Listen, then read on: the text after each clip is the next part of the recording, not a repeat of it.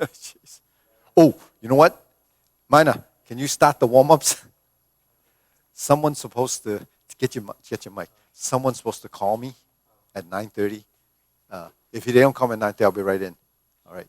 So just tell them, yeah, it's the park. Yeah. Oh, this lady, I bought a grow cover, and they sent me the wrong one, and they've been trying to. She said, "I'll call you. It's mountain time." So she said, "I'll call you at 7:30." So if she doesn't call me, I'll be right in. Just say I'll be back. Just say I'm in the toilet. I'm in the tank.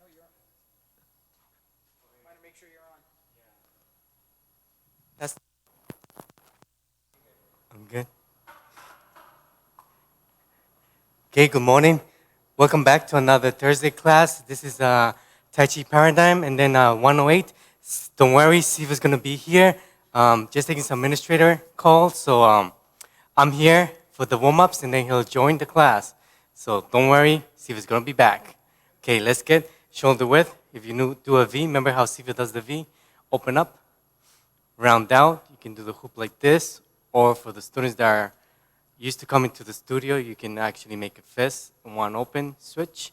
1, 2, 3, switch.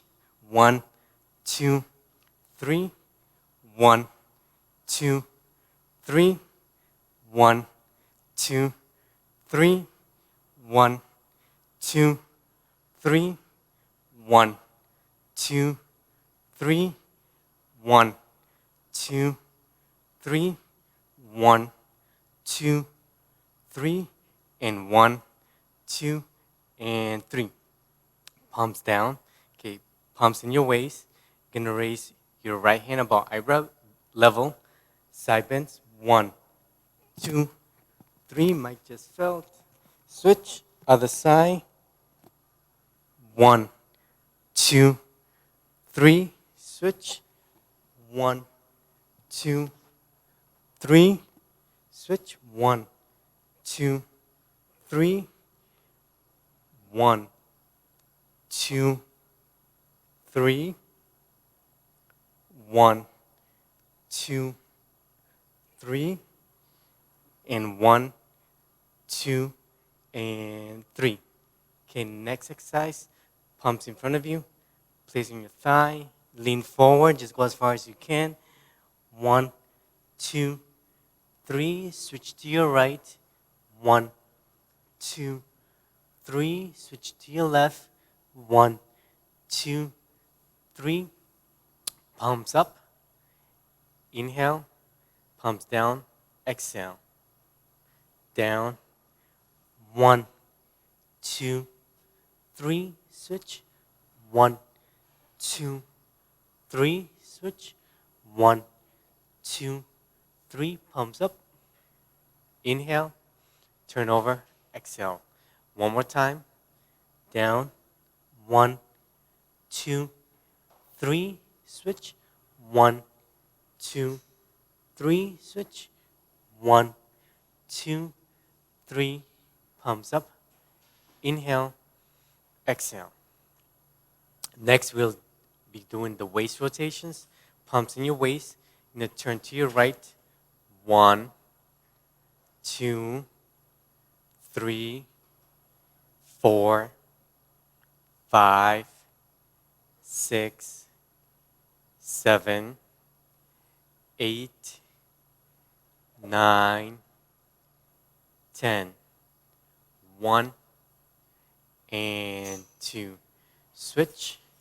Left side. 1, 2, 3, 4, 5, 6, 7, 8, 9, 10. 1 and 2. Cross your arms. Place your palms in your knees. Knee rotations. Turn to your right. 1, 2, 3, 4, 5, 6, 7, 8, 9, 10. 1 and 2. Switch palms. Switch directions. 1, 2, 3, 4, 5, 6, 7, 8, 9, 10. 1 and 2. Okay. Neck exercises. Turn your neck to your right, sideways. 1, 2, 3, 4, 5, 6, 7, 8, 9, 10. 1 and 2. Okay, up and down. 1, 2, 3, 4, 5, 6, 7, 8, 9, 10. 1 and 2. Okay, tilting to the side. 1, 2, 3, 4, 5, 6, 7, 8, 9, 10. 1 and 2. Okay, next. Okay, circles 3 times. 1, 2, and 3. Switch. 1, 2, and 3. Okay, deep breathing. Palms up. Towards the face. Turn. Up on your toes. Inhale up. Exhale down. 1, 2, and 3. Okay, open up your stance, and I believe Sifu's coming in. All right, so turn my mic off. All right, I'm back. Good morning, everyone. Just do a few swings. 1, 2, 3, 4, 5, 6, 7, 8, 9, 10. 1, 2, 3, 4, 5, 6, 7, 8, 9, and 10. Okay, turn to the right side or face this way, stretch it out. Switch.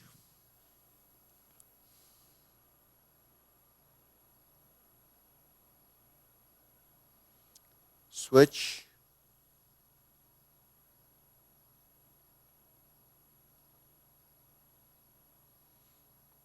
Switch.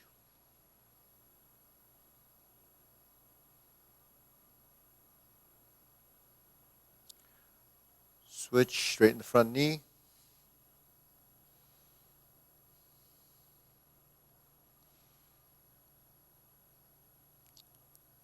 Other side.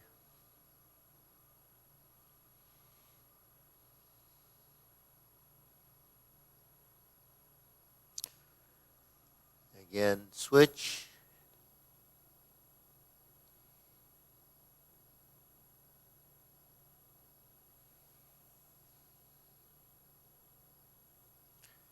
And switch.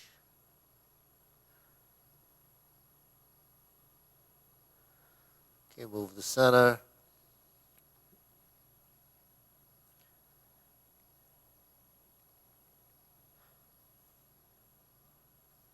Okay, deep breathing. Hands up. Pull in, inhale. Exhale. Inhale. Exhale. Inhale. Exhale. Okay. Wrists.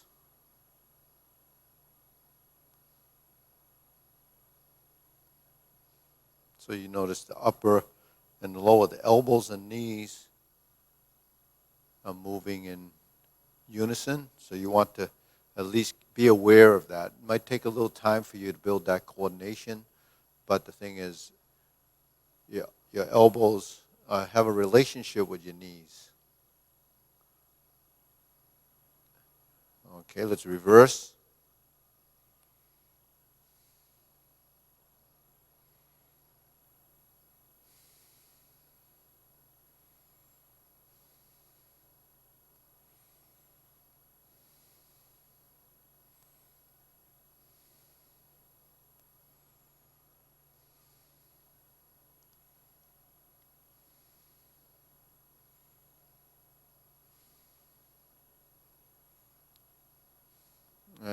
Let's do one more and stop. Okay, palms down. Bigger circle from the shoulders. Relax the shoulders and reach up. 1, 2, 3. 1, 2, 3. 1, 2, 3. 1, 2, 3. 1, 2, 3. 1, 2, 3. 1, 2, 3. 1, 2, and stop. Okay, shake it out. So we're going to go from side to side, hands on your waist. And this is really transferring your weight to the supporting leg. Transfer the weight to the supporting leg. So get used to this. This is just finding your center.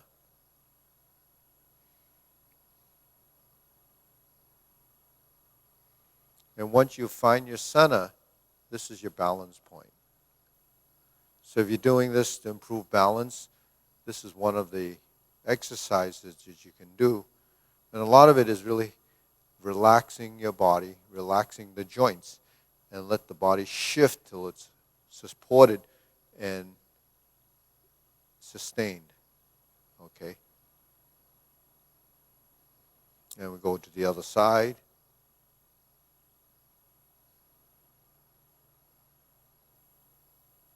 Okay, next we're going to do this up and down movement. So we shift over and lift.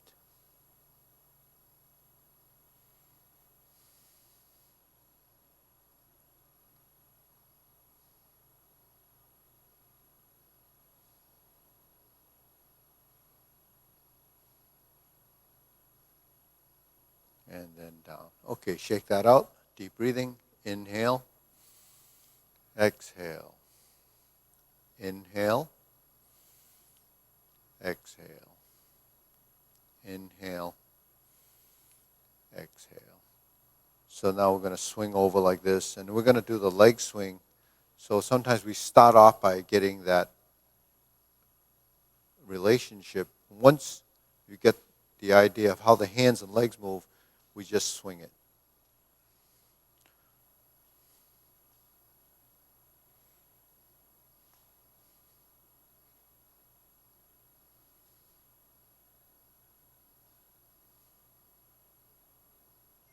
Okay, switch, other side.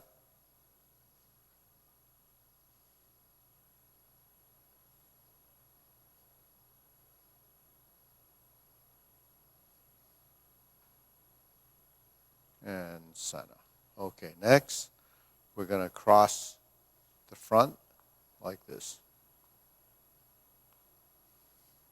So the body should be as relaxed as possible and balance the two sides with the leg by swinging in opposite directions. Okay, switch.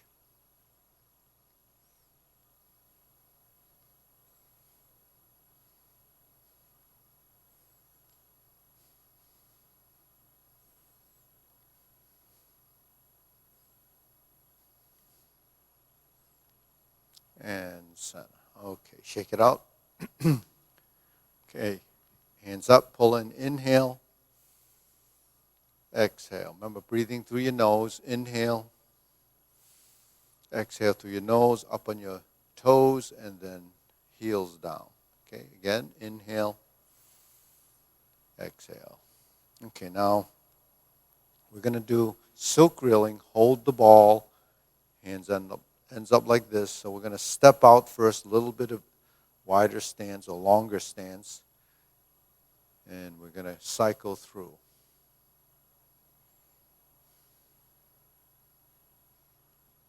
That's shoulder and hip, forward position, and this hand is here.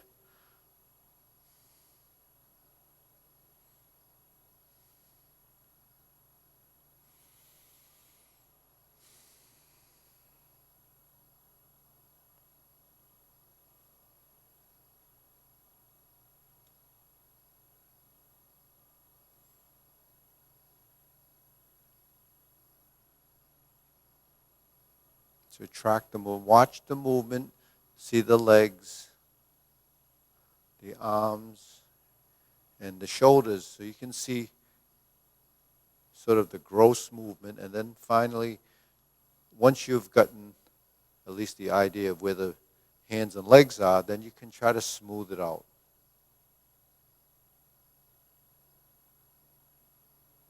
Okay, let's go to the other side. So it's 1, 2, 3, 4, and 5. And then continue.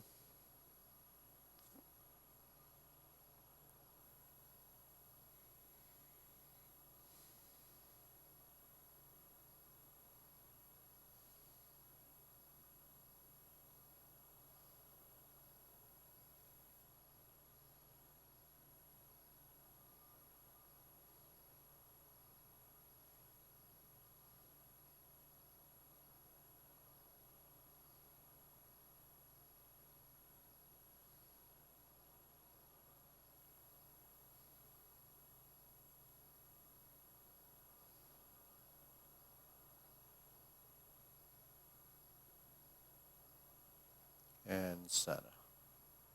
Okay. Forward foot, forward hand, cross, open and close.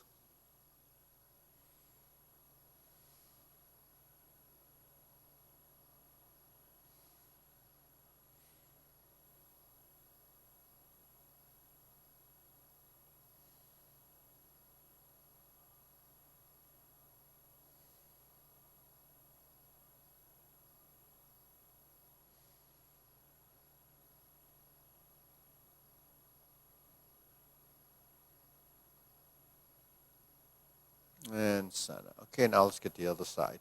Cross.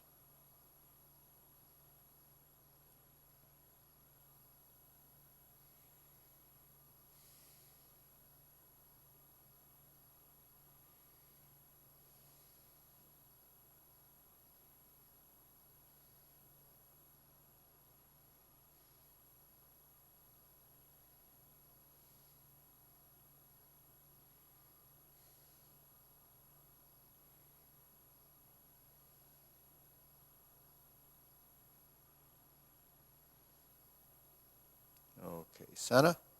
Now we're standing in a parallel stance. Preparation. So we sink the elbow, drop the elbows, and cycle through.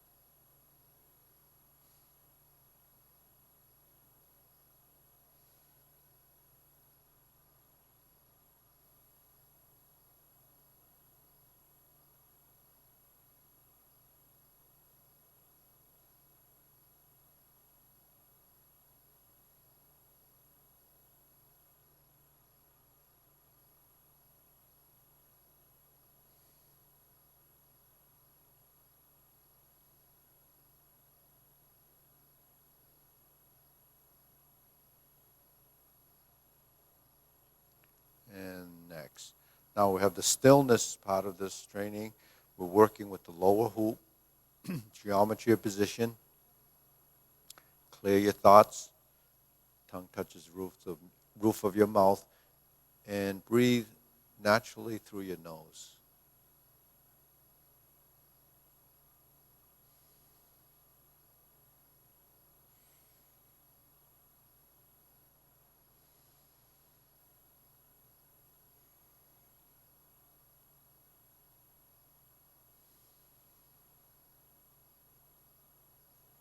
Okay, we'll go to shoulder height.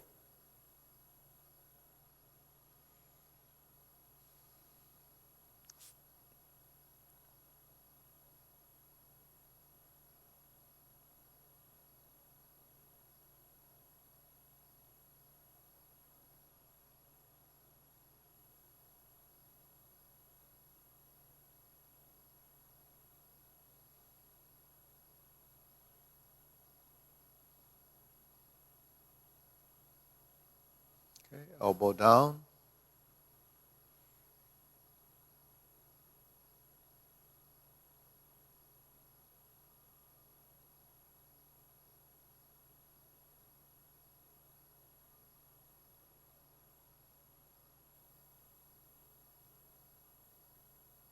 So these three positions, your knees are slightly bent, okay? Hips are relaxed, ankles relaxed. And then we go to the next position and straighten up. Elongate the limbs, lift up from above. That means kind of push up, keep your chin tucked in slightly. Breathe through your nose, palm down on your side. Now elbows down. Elbows down, fingertips pointing down.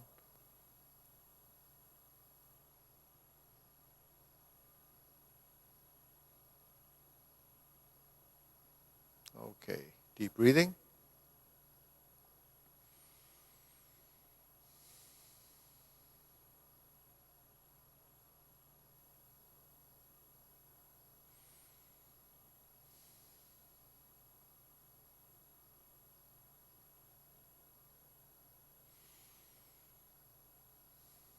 Okay, next we're going to work through some of the postures in the form.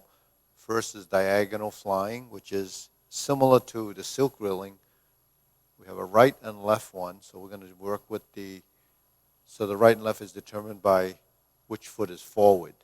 So the vertical hand and the forward leg go together. We're just going to do a few of each. So this is diagonal flying. There's also a movement, part the horse's mane. It looks pretty close to this. Difference is just use it as a reference as to where it shows up in the form. Okay, so this is part the horse's mane. Now we're going to switch or diagonal flying. Ready? Switch and lean, diagonal flying.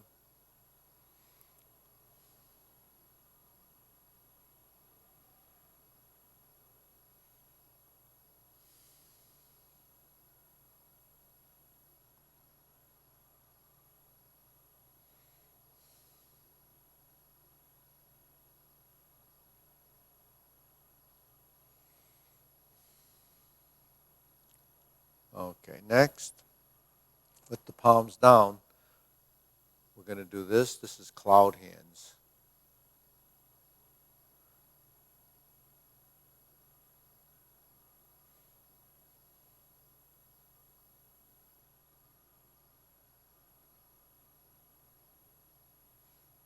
If I switch or shift my weight over, you see that the hand on the vertical side is sort of in the downward direction with the weight going downward on the supporting leg. So this is what happens when you step to the side. You have to shift your weight,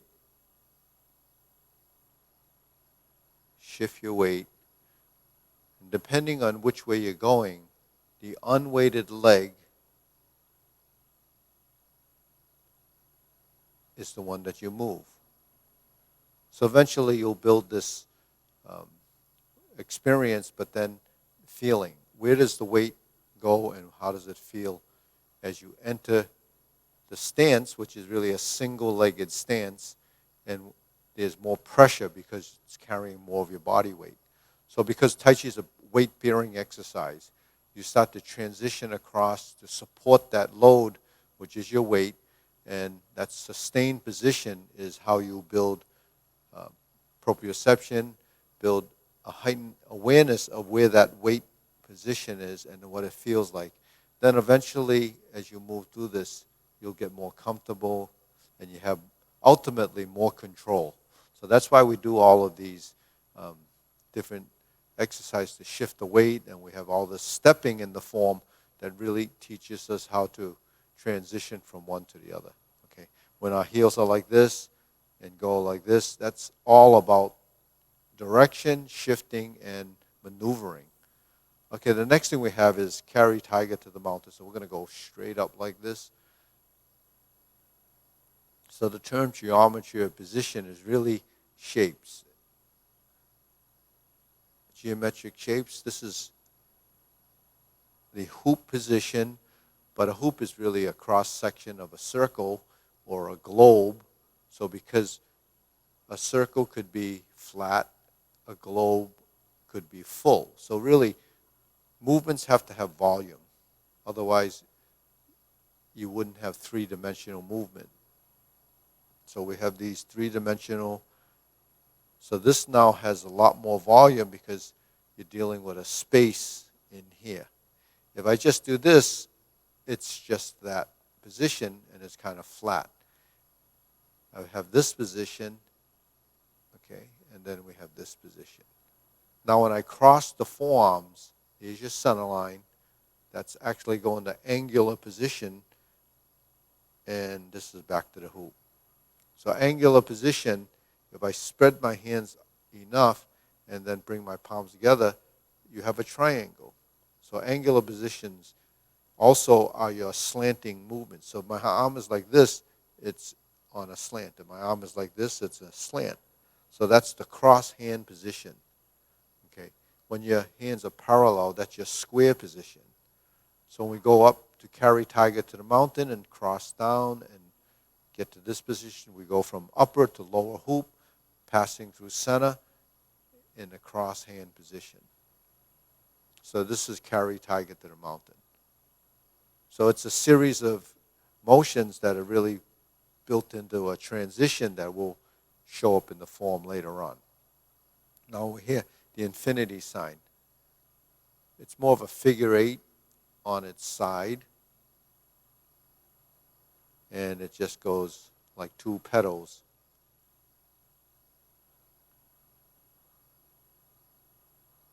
So a lot of times when you're doing these patterns, try to visualize the image or visualize what that could be like. So what would this look like to you as a figure eight on its side? Could look like a propeller. If you had a propeller, it would look like a figure eight.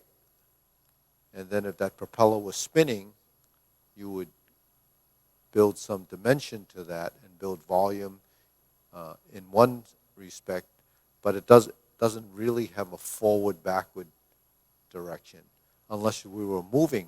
So then that's how you bring in volume to movement as you start to transition. All right, so this is your figure eight.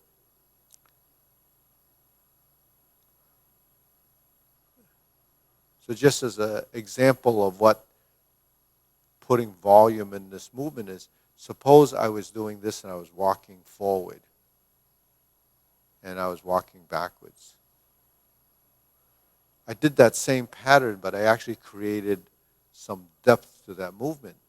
So if this was actually something that was tangible, you would actually see this figure eight, instead of being, say, like a string, it would be more like a ribbon. So there's some volume and depth to it. So movements, are created, and volume is developed by actions that have direction. So you have right and left, you have forward and back, and forward back could be like this, it could be like this, or it could be this, filling that space. So that happens throughout the form where we're going from one posture to the next, and everything we're talking about is direction.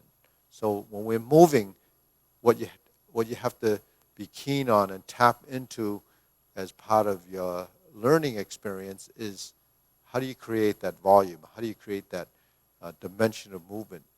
And then how do you maintain a certain amount of accuracy in that movement? It's by referencing your body. So when we go up like this, it's about eye level. When we cross, it's where the sternum is.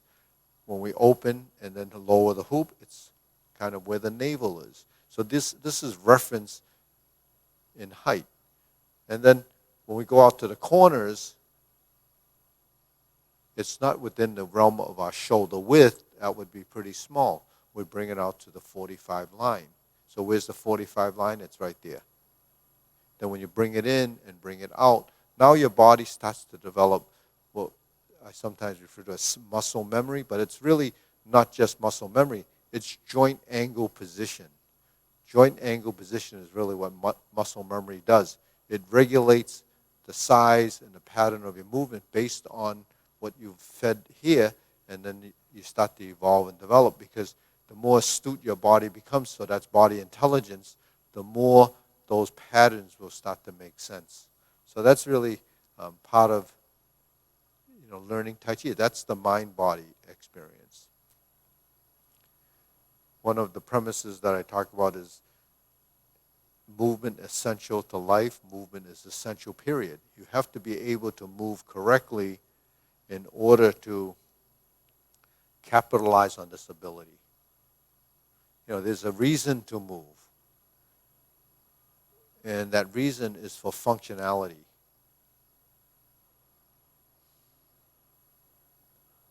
Now, functionality has different degrees. You can call it correctness, you can call it skill. All of this is developed and depends on what capacity you want your movements to reach.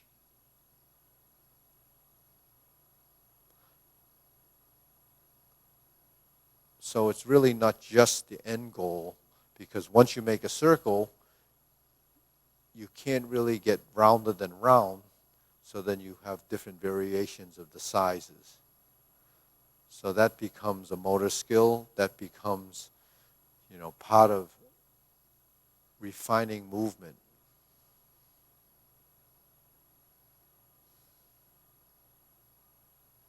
Okay, next, center line. Back to center line, triangles. Triangular position, and we just go from front to back, back to front, and that's all you're doing, is cycling.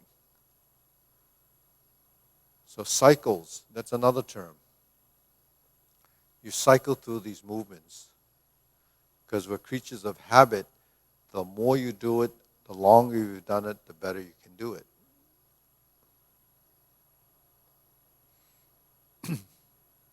And it gets better because not only are you putting your hand precisely where you want it, the speed, the timing, the angular position all becomes part of the precise movement.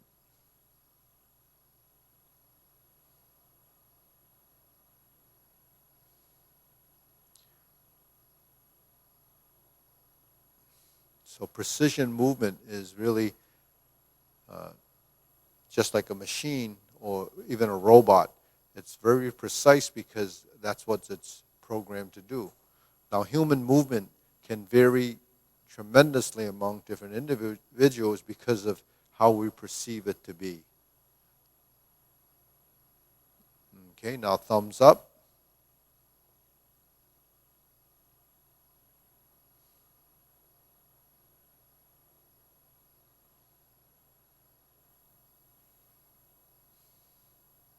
And center. So this is alternating the vertical to horizontal.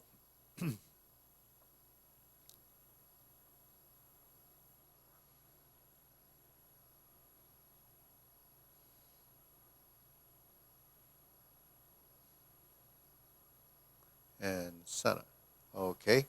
Hands up, deep breathing. Inhale. Exhale. Inhale.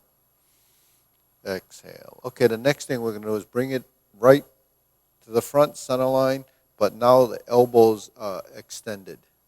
And we turn to the side and draw the bow. So all we're doing is learning to realign the body, looking for direction.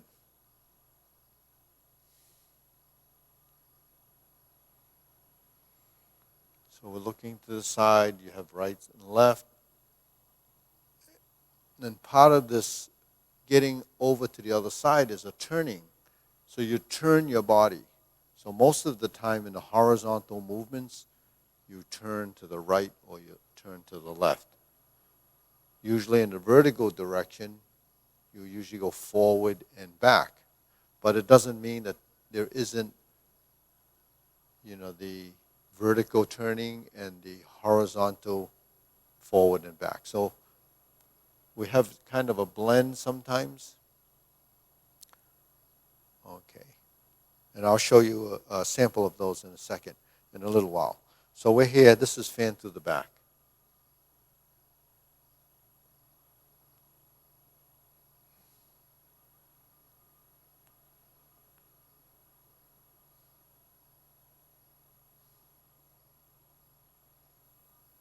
Okay, we go from side to side. And the upper hand is the one that goes out in the direction you turn. Okay, the upper hand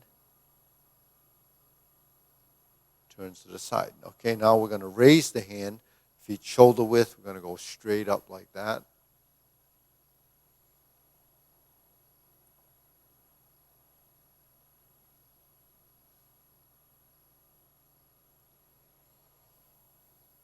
And here.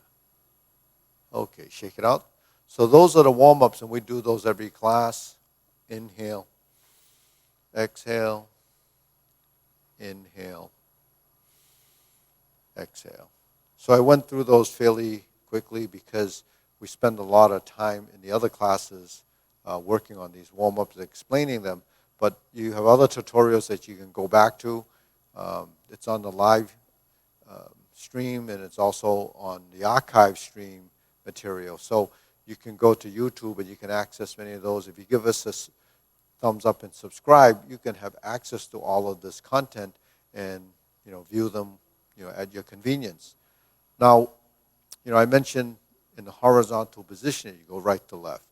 Okay, when we start to do more of the postures, and I'm going to be working on that soon after this is right to left. Okay, and generally, elbows down is forward and back. Okay, so I said you could actually have some forward and back and right and left with the vertical or horizontal as a slightly contrasting type of motion. So if I'm in a triangle and my elbow is down, what happens here? I'm moving right to left. So there is the ability to move right to left in a vertical position. Now my hands are like this, and I press, and I go into a stance, and I go forward and back. There's your circle that generally would take you in this direction. So the horizontal and the vertical is really a position to be aware of as a neutral position, as a sort of a start and a relationship with the body form. In other words, if we're in a stance and we're in a vertical position, we can have the vertical hand. We're in the leaning archer stance and we're like this, we can have the press and the round. Okay. When we sit back, we also have this and we also have this. So there's blends of these positions. Those blends turn into transitions where the elbow has to cycle from vertical to horizontal. So that becomes a motion and exchange of positions that become transitional. So a lot of times you may not realize that that's happening, but that's what's happening. And then the accuracy of your movement really depends on how well you can make those transitions cycling between the two. So here, when we start off in this position, we're going to go to the 90-degree position. Okay, we can prep like this is square hand, so we're going to square the legs. So this is opening the form. Okay, and we cycle through like this. Now we're going to step up the vertical, okay, and go forward and sit back.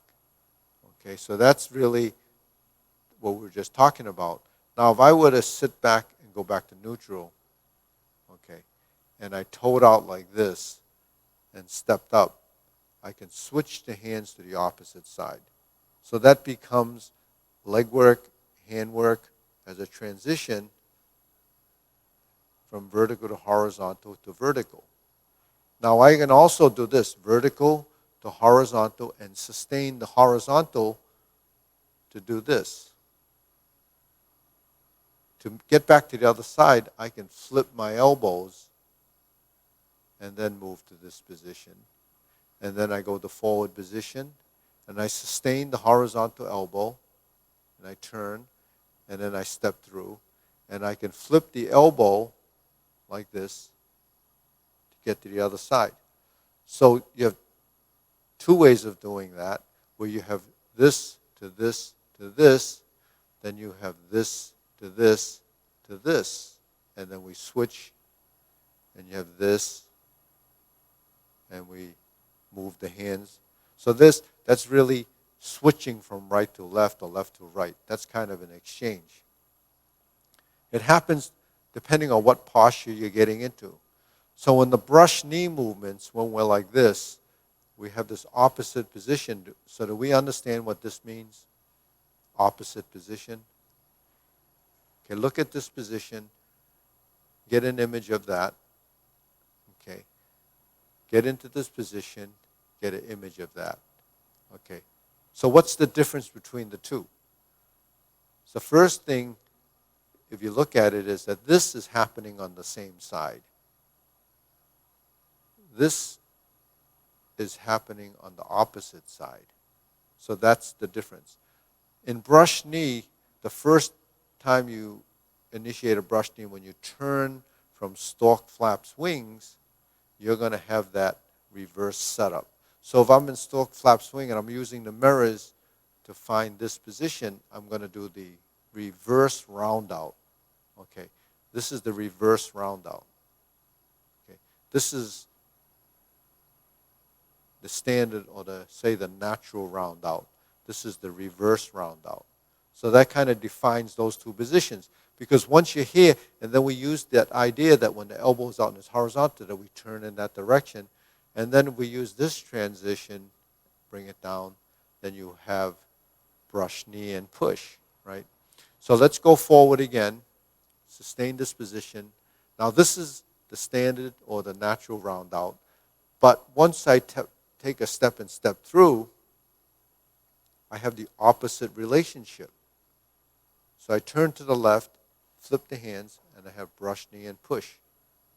So you have to do this over and over again before your body kind of identifies with what has to happen in between the transitions. But while you're learning it, you have to look at it, you have to think about it, and then finally you figure it out because the body starts to get comfortable with the movements, and then you'll learn it.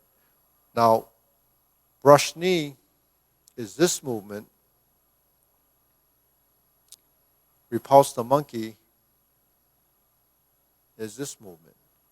So what's the difference? The hand movements and upper body is similar. The difference is in the step. When you do brush knee, you walk toward the front, away, advancing forward. Repulse the monkey goes backwards. Okay. So what's the front step like? When we step forward, generally we turn out, and then this foot steps through, and then you end up in the opposite stance by stepping forward. And then from here, we would do a brush knee. And then we go back, and then we go to the front position, and we turn the front foot out and step through. Okay, so that's advancing forward.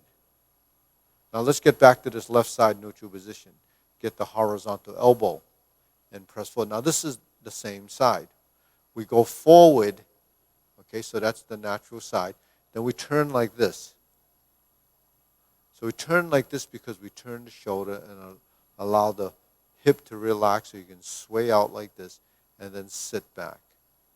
Now let's go through the center and then reverse the leg. So now you went through backwards, and we do the same hand movement. That's repulse the monkey. So when you go forward and you turn and straighten the back foot, you go through center, plant the back foot, sit into that back foot, and then you're here, and then you have repulse the monkey left and right sides. So in the upper body, the movements are pretty similar.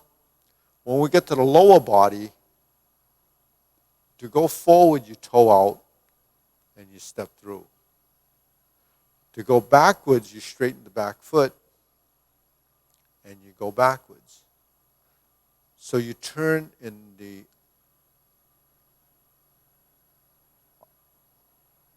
direction to straighten the foot by kicking it out like this. Now, if I don't turn, then I just straighten the foot. If I turn, that becomes a function of that pivot.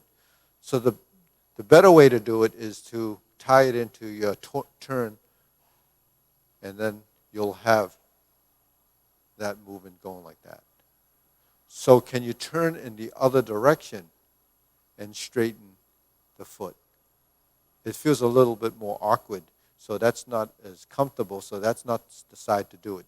Turn toward the direction of the forward foot like this and let that turn out. So the rotation is more natural. Whereas if I did this, it's a lot harder to do because they're conflicting. So stepping backwards, you have to straighten the back foot. Stepping forward, you have to pivot the front foot. Okay, now, when we're here to get into the fist under elbow, we have a movement like this. This is from single whip, or from neutral, you would create the same motion. This one has to get to center before you lower the hand. And this one tracks to follow.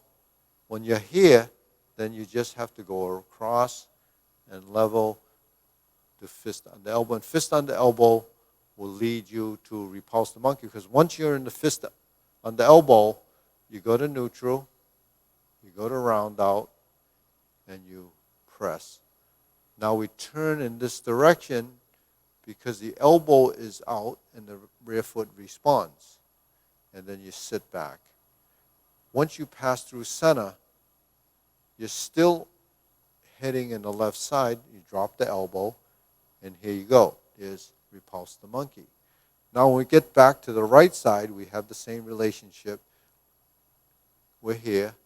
Now I turn, because the elbow dictates the direction of movement.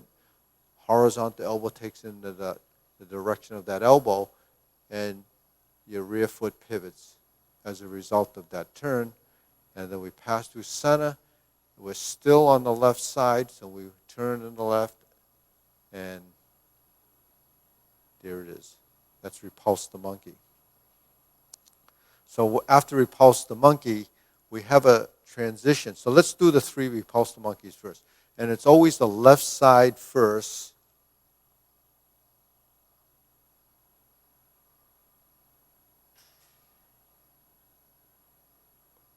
So we have to do 3 of these. There's a left, a right, and a left. We're going to do one more, and we're going to go forward. And we're here. Okay, so this is your last one. Once you're here, bring this hand to here and go to your right side. So that's the relationship typically. Now we're going to go like that. Right? So when this hand does this hand does this. So that's creating hold the ball. But we're in this opposite stance. So you have to step through to get your hands here, because typically, haven't we been doing movements in the hold the ball position, whether it's silk reeling or diagonal flying, in this formation? So when we first get into this position, it's going to feel a little bit different. So you really have to twist and take that step up to get your left foot forward, and then you can do the diagonal flying. Okay. Now if we were to sit back, bring our hands down, and bring this hand over the top, you have part the horse's mane. Okay. Now, using the same footwork in brush knee, and we step up, and we switch the hands to neutral, and stroke down, bring this hand over the top, you have hold the ball, and you're actually in part the horse's mane. So while memorizing the sequence is important to get through the form, knowing the postures is important, so that when it shows up in the form, you're not trying to fumble through that and get confused, because you don't actually know what you're watching. So what we did here was hold the ball and step up. So that's the position that you've been working with throughout the warm-up phases, and then we're back to here. Now, because that's diagonal flying, we want to do another one that's similar, which is part the horse's mane. Okay, so on this side, you have both of those movements, diagonal flying, part the horse's mane, in the form. So if you know the form and you're a little confused on how to get from diagonal flying to part the horse's mane, that's what you have to do. So in the diagonal flying, you go back to neutral, and this is a drawdown. This is a hold the ball, and this is natural. You've been doing it like this in the exercise. Now let's step up. So sustain this hand position, step through, drop this. So there's your swap. You switch to the other side. Here's your drawdown. Bring the backhand over the top.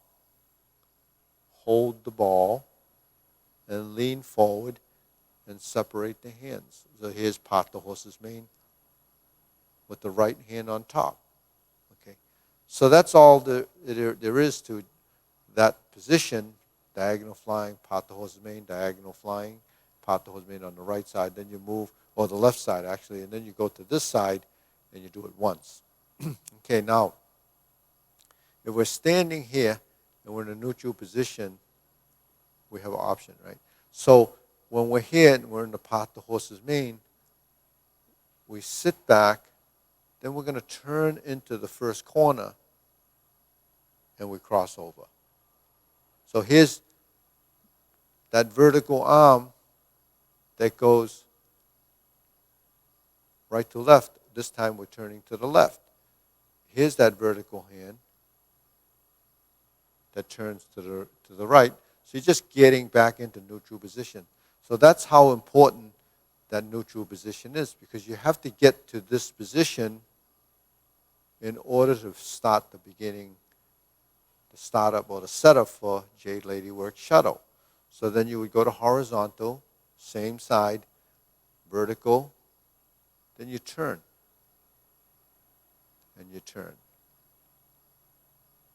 And we sit back, and we start to move, but sustain this first. Let's do the legs and then the hands.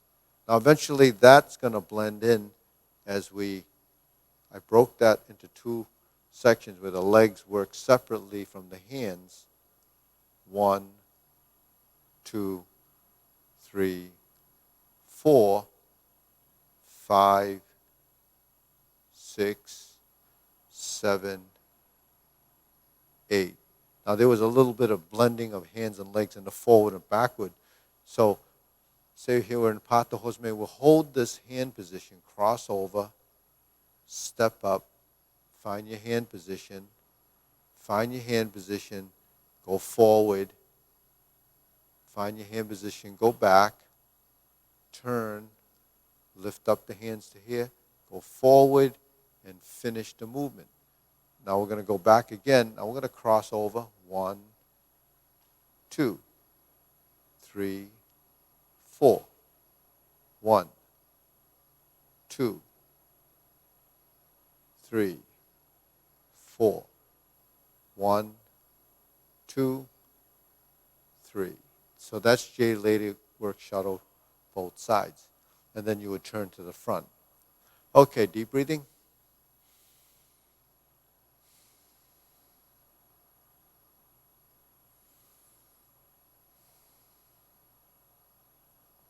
Okay, so we see that we're near the postures near the end of the form. So that's usually areas that we don't focus on as much because we never get to that point when we're doing some of the tutorials. So that will give you the repulse the monkey and the brush knee relationship as how they work together. You have fist under elbow that leads into the repulse the monkey. And then once you've finished those, there's a section of form where you have the left side grasp the sparrow's tail. You also have reverse the ball and the left single whip. So those are movements that we've gone through, we've actually done left and right side grasp the sparrow's tail and the brush knees in combination, where we're in a position like this and we face this way. We have the neutral here and the horizontal. We're in this position, we turn, we have the neutral and the horizontal, and they lead to either grasp the sparrow's tail on one side, hook your wrist to single whip, turn. So that's the right and left grasp the sparrow's tail to single whip, left and right side. Although the stance in the single whip is actually more like this, that gives you at least a directional idea as how to move your feet and how the hands should be stroking. So these are pieces that are similar but not exactly in the full form. Now, when we do repulse the monkey and we do the diagonal, we also have a movement called insert needle. So in the diagonal flying, and we sit back. So you see, so diagonal flying has different follow-ups. One could be diagonal flying to insert needle. One could be diagonal flying to part the horse's mane. One could be diagonal flying to step up and raise the hand. So those are variations of stemming from one position to the next. So those movements over time, you'll start to identify the differences, because there are differences, and that's why there are different forms, because a form really creates a sequence of movements that are linked together. So which one leads into the other one and which one follows and so forth, there's a variation, and that's a variation of technique. All right. So if I'm in the diagonal flying like this and I sit back to neutral, okay, I go to this position. So diagonal flying, I sit back, and my toe goes here, and I go to the vertical hand position. Okay. Now if I go up like this, then I lift my knee, and I go down. That's insert needle. So you see the hands and the legs go up and down. So when we're here, 1, 2, 3, 4. And then that leads to this cross hand to fan through the back. All right, so you see diagonal flying, insert needle, fan through the back. So insert needle and fan through the back go together as a unit. So that's something that I've brought up in the other classes, but maybe you weren't at that point. Now, let's do that diagonal flying again. And this time, I go to neutral. Instead of insert needle, I stroke down and I do part the horse's mane. Okay, so you can see what happens when you're in the different positions. Now, because my diagonal flying is here, and I'm turning like this, it takes me into that direction. But if I was in diagonal flying in the beginning of the form, I shift my weight and I turn, then I end up going to step up and raise the hand. So there's an additional weight shift, and there's a change in direction. So that's what happens in the very beginning of the form, where we step up and raise the hand. So there's a few transitions in there that you could practice and work on to help you clarify it in the form. All right, so with that said, we're going to move on and run through the sequence for the people to know the whole sequence. So what we did was we compartmentized the different pieces in the form. So wherever you are in the learning phase, you can capture the pieces that you want. You have your brush knee, you have your repulse the monkey, you have your fist under elbow, as different postures, and then you have your insert needle, you have your fan through the back, you have your Jade Lady work shuttles with the cross step. So that'll give you a lot to work with, and you review each and every one of those until you can understand and identify the names of those postures. Okay, with the form, let's go. Feet shoulder width, preparation.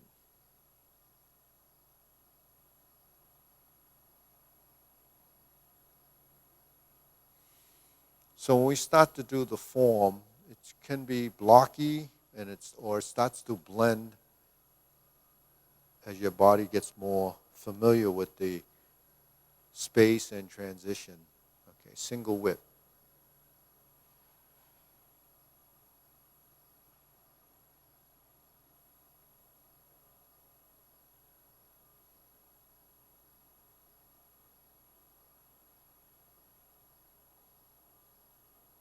Here's your step up and raise the hand. So you can see that there's consistency in how we approach this.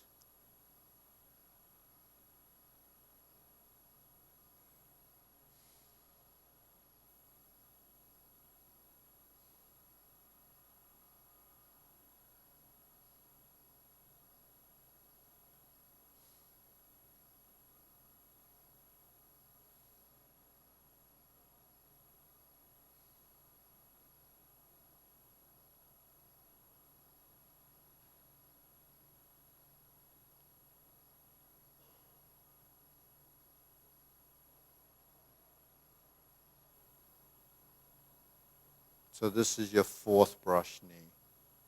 And then we're going to do strum the lute. This is strum the lute position. This is a series of movement inside the strum the lute to close the door. Form the fist. By this time you should be pretty familiar with a lot of the terms, and you can start to recognize what's going on. So that's the recognition side. And eventually you'll pick up on the body form, neutral position to fist on the elbow.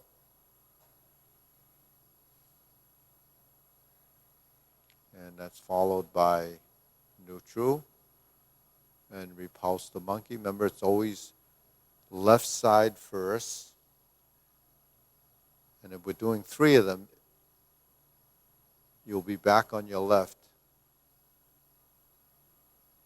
to finish the last repulse the monkey.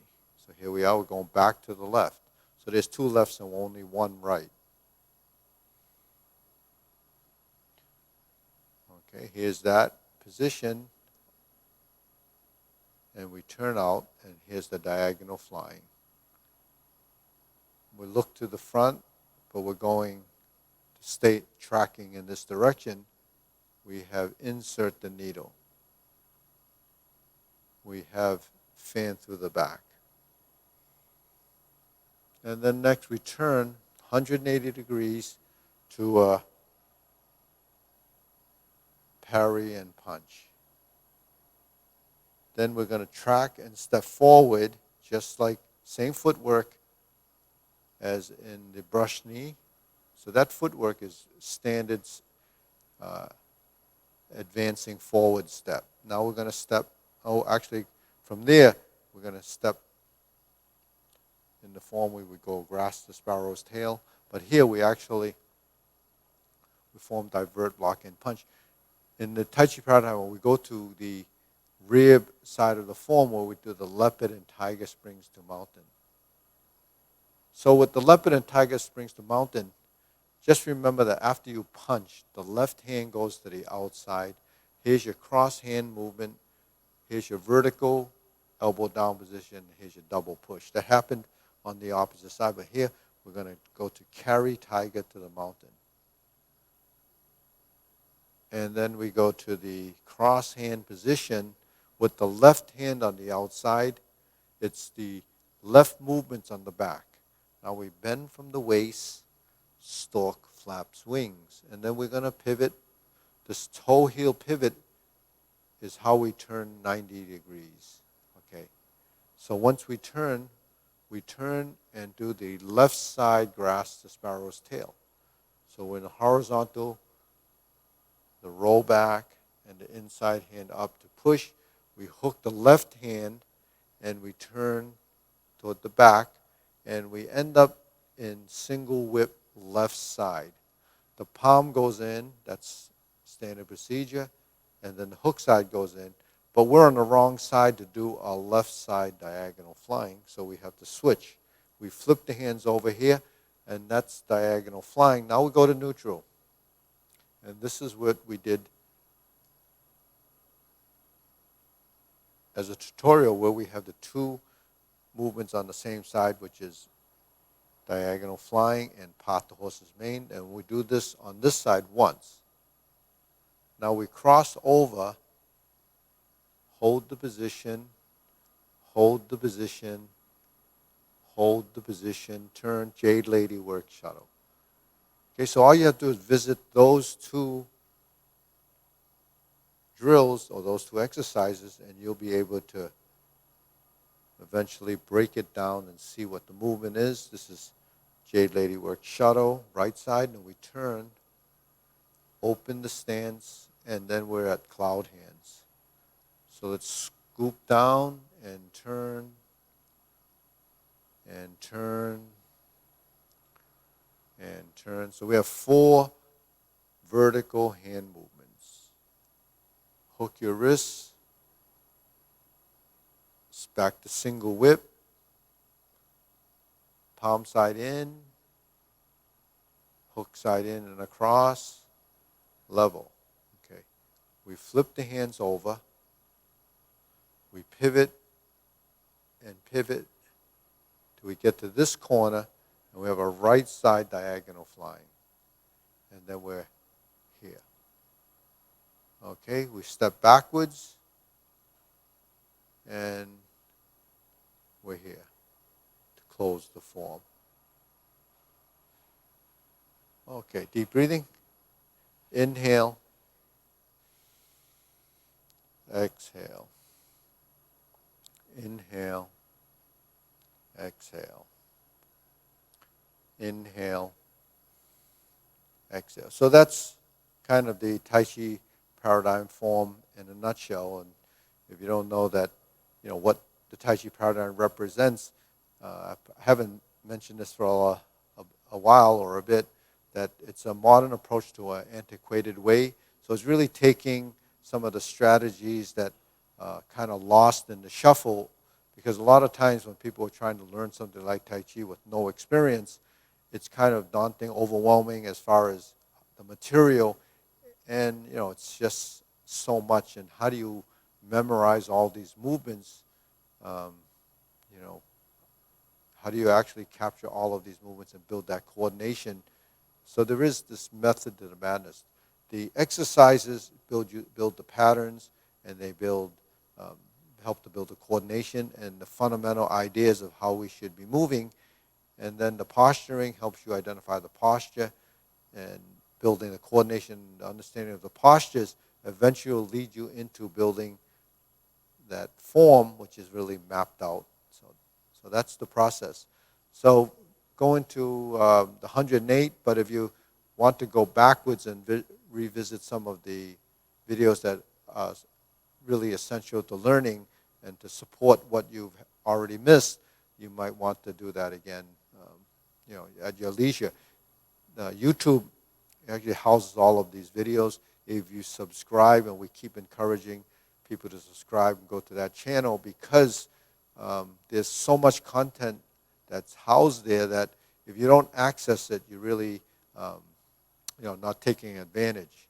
And not that we want you to totally take advantage of what we do, but the thing is, that's just a term. You should take advantage in the sense that, that's the only way you can learn. You really have to see it so many times before it starts to register. Because the first few times when you see it, you don't even know what you're looking at, other than there's some movements. So when we do the long form, it's more of the same. It's more postures, same procedure. There's no difference whether you're learning this form or if you're doing a Tai Chi weapon. It's just seeing it, doing it, seeing it, doing it, and eventually it starts to make sense. Okay, now, in the long form, because we've done the short form, the Tai Chi Paradigm with all of those little drills, let's pick it up from leopard and tiger springs to mountain. We're going to carry, now this goes to your right side. For those of you who haven't been doing the 108 move very long, the traditional form doesn't have some of those left-sided movements. So that's a big advantage to do the Tai Chi Paradigm. You have the left-sided movements. And actually, that's a big benefit if you're teaching. If you have to do a mirror image while you're teaching, how do you learn the other side?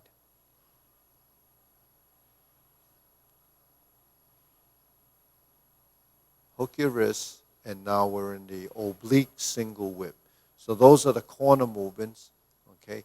Now we have to pivot, pivot, and turn. This is fist under elbow. And then repulsive movement. Repulse the monkey is pretty standard. So we just did this. And it's done 3 times, so you don't have to be concerned how many you're doing here. It's the same as we just did. Okay, now we're going to one more because it always ends on the left. And once you flip your hands, you're complete on the left side. So we'll go to this position, lower the hoop. Okay, so once we repulse the monkey, if we were going to diagonal flying, we would do this.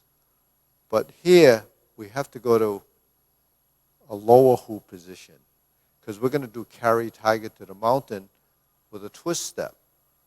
So here's your carry tiger to the mountain hand movements. This is the opening of the stance. And we go down, widen stance to the horse stance. And then from here, we like going to this position. We're going to hold the ball like that. Okay. So instead of this, we have, because we're starting from a different position. Okay, so that's your transition, and here's the repeat. 1, 2, 3, 4, 5, 6, 7, 8, 9, 10, 1, 2, 3. And we turn. Brush knee 1 time. Same as before. Insert needle. Pull the foot back close to you before you step out. Fan through the back. Turn. Stroke down. Invert the hand. All of these movements are in the Tai Chi Paradigm. Now the thing is here, we step backwards. So we use the same reversing to divert, block, and punch. So let's try that again. So parry and punch, but we have to step backwards. So we form the fist and then straighten the back foot and then sit back. That takes us in the backward direction because we want to straighten the back foot before we start to shift weight and reverse the stance. So here's grass the sparrow's tail again. Okay, and we're in single whip. So is that pretty clear? So how many grass the sparrow's tail did we do before we got to the single whip before the cloud hands? How many would you say we did grass the sparrow's tail? Is it 1 time or 2 times? Anybody know? Is it close to 2 times? So we have grass the sparrow's tail that leads us into single whip consistently as a natural progression. So once we get to here, we hold the ball instead of do a set of cloud hands like this. We're going to take it from here, hold the ball, and then we shift and we begin this. So the cloud hands has this little jog.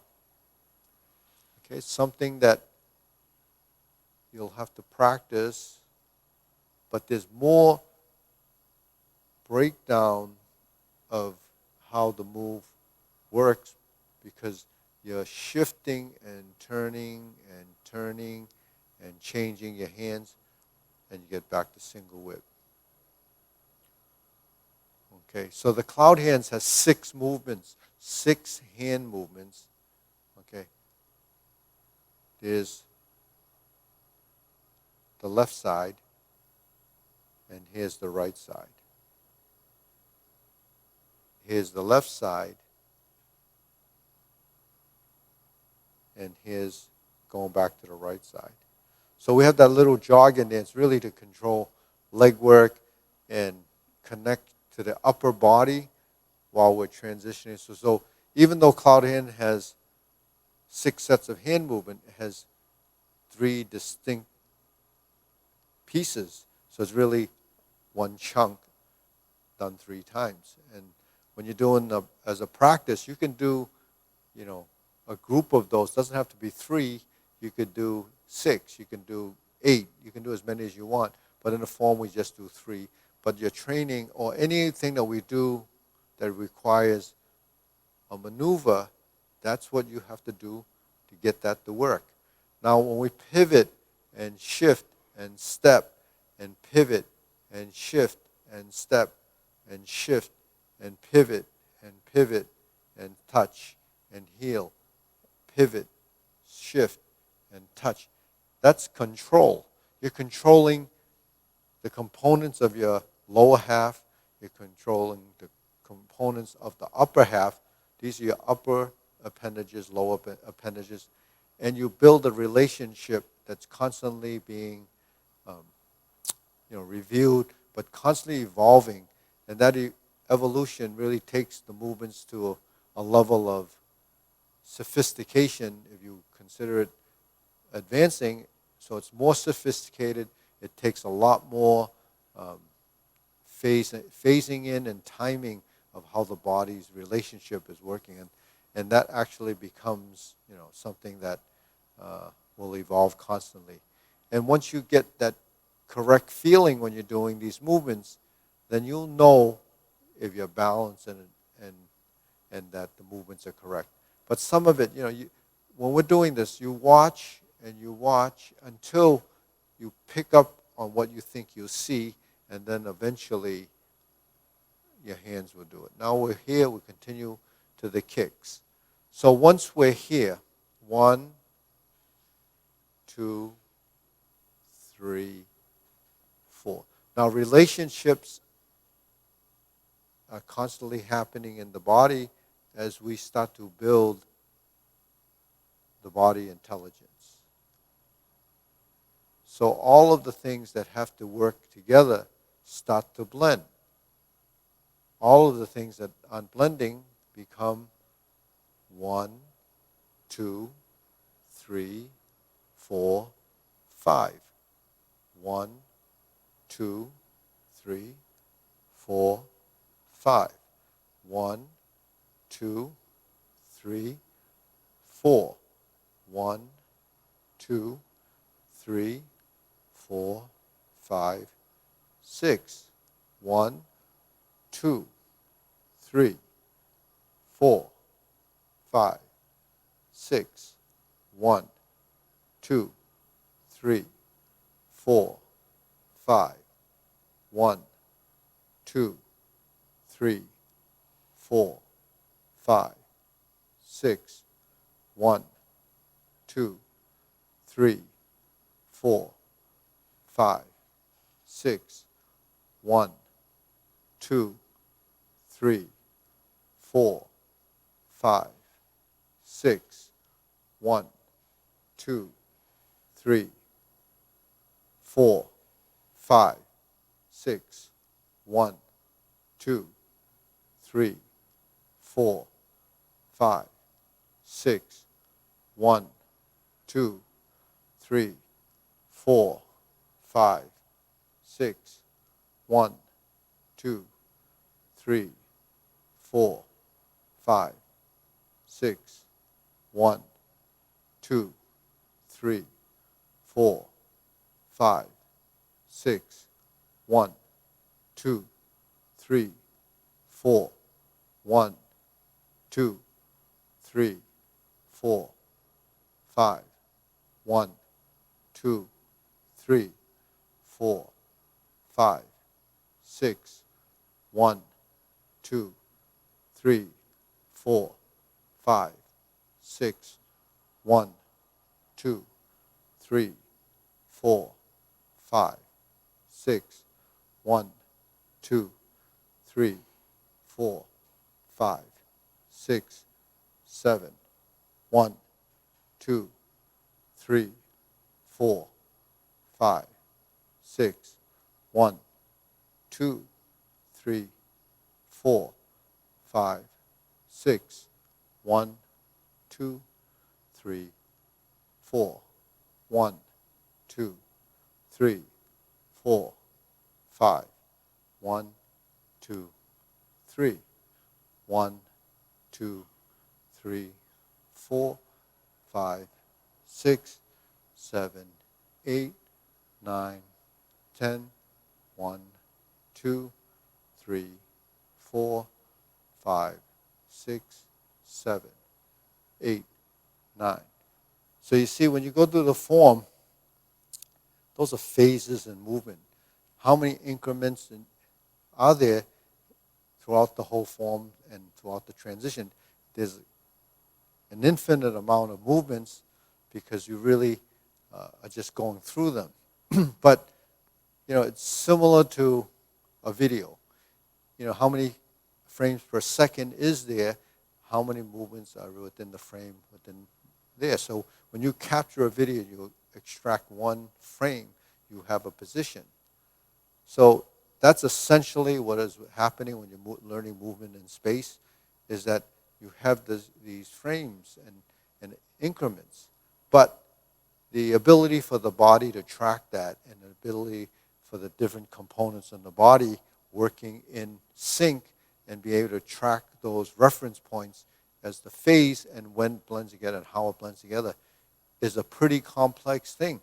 So you can imagine when you're learning these movements, it's like you're like a robot. So when you build a robot, you actually have to teach the robot how to do these things. So you have to do it in incremental phases, and you have to build that timing and that relationship. All of that has to happen as a function of the mind and the body. So if you build this program, how complex is that to do? It's very complex as far as how you define and design the purpose or the functionality of that. But when you take the human body and you want to go through this, it's amazing that you just take the ideas that I have as the acronym for the Tai Chi Paradigm: assimilation, proprioception, gravity, repetition, assimilation, all of these ideas, the mindfulness, all of that comes together to figure out what we're trying to do from what we see. Now you listen to what I'm telling you, and then you have to take that information and translate it. So between the audio and the visual and the mind thinking and trying to figure all of this out is the process.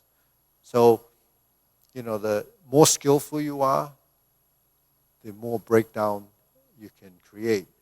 And the reason why a new person can't do all of those little breakdowns is because you don't have the control. Without the control, you can't synchronize it. But part of that control is understanding, right? So that's understanding that's built in the body, which becomes body intelligence. So body intelligence that supports functionality really becomes something that you develop in learning. So what's involved there? Your mindfulness, your consciousness of this, and your proprioceptive reflexes, and your sensory system. What does it feel like? How does this feel? What does this motion do? How does it feel when I'm in that position?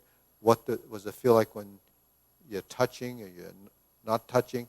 All of this is a heightened awareness. Now, we also have, which right now we're not doing, which is called pushing hands or kneading hands. That's part of identifying external forces that are acting on your body. It's also heightening sensitivity and awareness of forces acting on your body, and how do you deal with those forces without resisting it or without being controlled by the external force. So that's a whole different level of sensitivity. But that sensitivity is tactile. It's feeling. It's experiencing like you have feeling in your skin. You know if it's light, you know if it's heavy, you know if it's hot, you know if it's cold, because your sensory system has feedback and it determines what the message is. So this is the depth of what you could be learning if you move on in the practice. And it doesn't stop evolving. It changes constantly, hopefully for the better, because if you're practicing wrong, you're going to be changing, but you might be developing bad habits. So those bad habits that you could be developing have been happening throughout your life anyways, because you're doing a lot of things that you're not really familiar with because you're just kind of doing it. So those are the things where we kind of just fumble through life, just thinking that we're doing things correctly, but actually we don't think enough about it to actually figure out that most of it is wrong. So then when you learn something like this, you start to understand, well, I don't have good balance. I can't stand on one leg. I can't move. I don't have agility. I don't have coordination. I can't move my hands the way I'm supposed to. It's just the nature of the beast. So it's a functionality. Like animals have this innate characteristic to do what they're designed to do, but most animals don't do a lot of things other than survival for functionality unless they're trained. So if you have like a dog that does certain things, or they have to sniff out bags, they're trained. They don't.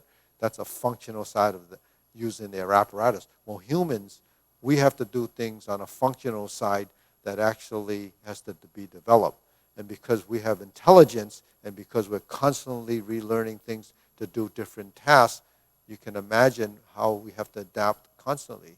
So while there's technology and all these things that we're not that good with, as we get older, we can find out that we have to keep relearning it and still have a lot of trouble. That's something that I have trouble with the technological side, because it's something that I don't do often enough to recognize how I should be doing it. So I know that when you learn, you have to do it a lot in order to get good at it. Okay, so from there, we got up to the point we redid the obliques, and then we're back to a position. We're back to the front. Now we're going to hold the ball, reverse the ball, and we're into this section of the form. Okay, now we're here. We have to do part the horse's mane. This is done 5 times. Okay, so part the horse's mane doesn't matter if you do it 100 times. It's the same part the horse's mane. It's the same sequence of order. We only do 1 on the left, and we do 5, or we do 4 on the right. There's 5 altogether. There's 1, and then there's another one. So we're done with the part the horse's mane, and we do the cross corner, which we went over in the Tai Chi Paradigm. So we should have at least this movement here, but then we have this footwork.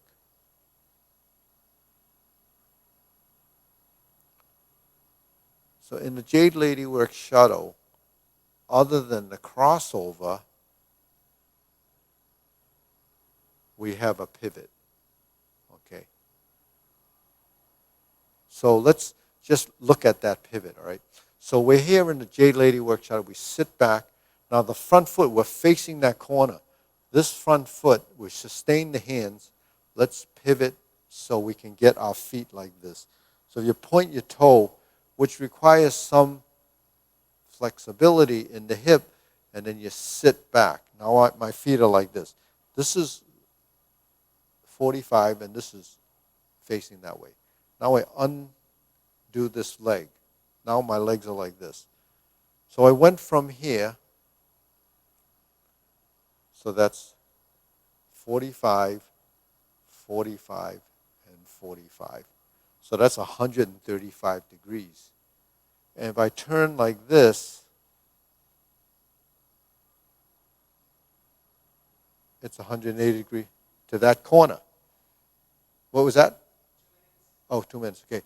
Now I step. And I step. And I'm here. So when we talk about joint angle, position, muscle memory, control, that happens controlling the mapping of your footwork. And you have to make a turn. And it has to take you, your goal is to go from that corner to that corner as the pivot. So you have to practice that footwork to figure out how you shift your weight, how you pivot your foot, how much you have to pivot to get over to that corner accurately. Meanwhile, just hold the hands and sustain it. When you get through to certain phases of your movement, then it starts to track and it knows, when to move and how to move, and it's built over time. So there is a method to the madness, but I work off of the geometry and the spatial awareness that we have to develop, because that's essential to building your proprioception and balance. So all of this stuff is really important if you're trying to improve your coordination, spatial awareness, balance, locomotion. So to get from point A to point B, all of this stuff is a training, and it evolves over time, and you'll get better and better, as you do it. So you will get better with age. It's just what happens. That's contrary to what everybody thinks. You get worse with age. But with this, the more you practice it, you really will get better. So on that note, go to YouTube, subscribe, and review anything that we went over. See you next time.